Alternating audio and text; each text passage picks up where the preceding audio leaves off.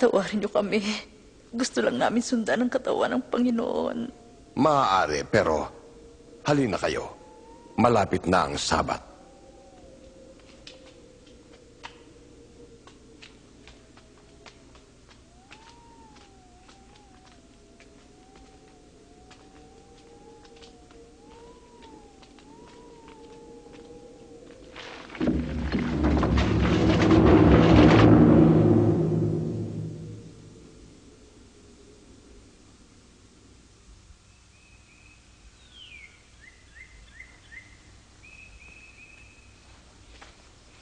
Araw ng linggo, pagsikat ng araw, nagtungo sila sa libingan, dala ang pabango na kanilang inihanda.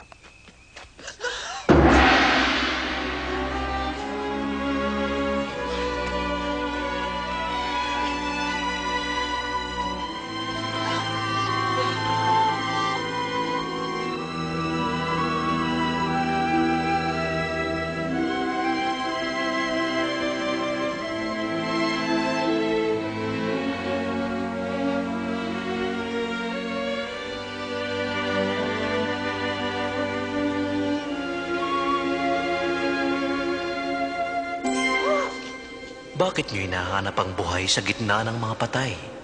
Wala siya rito. Siya'y muling nabuhay. Tandaan ninyo ang sinabi niya sa inyo sa Galilea. Ang anak ng tao ay ibibigay sa kamay ng mga makasalanan. Ipapako sa krus at muling mabubuhay sa ikatlong araw.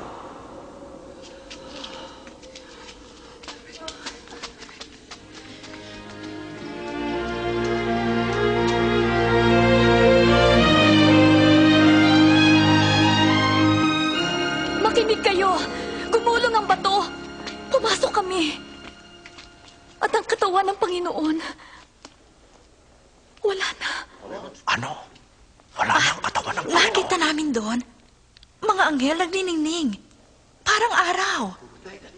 Sabi nila, bakit hinahanap niyo ang buhay sa mga patay? Totoo ito. Maniwala kayo. Totoo ito. Nakita namin sila. Tingnan ninyo. Walang laman ang libingan. Wala na ang Panginoon. Pedro, maniwala ka sa amin.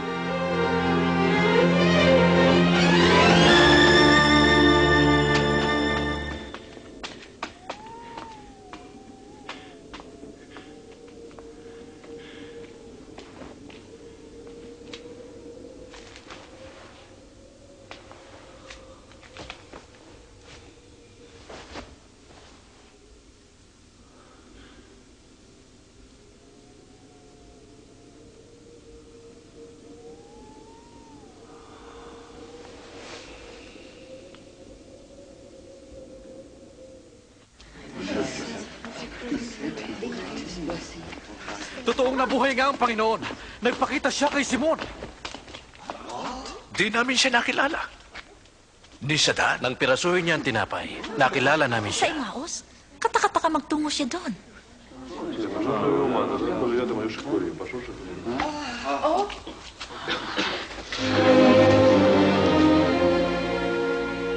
Sumainyo ang kapayapaan.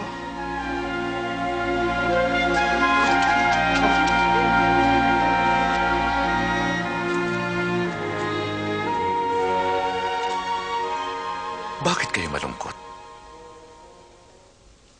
Bakit kayo nag-aalinlangan? Tingnan niyo ang mga kamay at mga paa ko.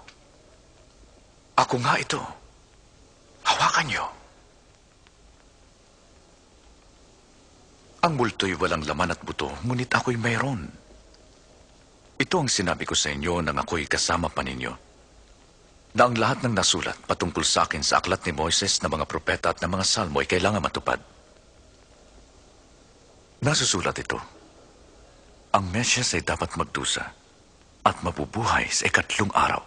At sa kanyang pangalan, ang pagsisisi at kapatawaran ay dapat ipangaral sa lahat ng mga bansa. Simula sa Jerusalem. Kayo ang mga saksi ko. Susuguin ko sa inyo ang pinangako ng aking ama. Kaya maghintay kayo doon. Hanggang kayo'y malukuban ng kapangyarihan.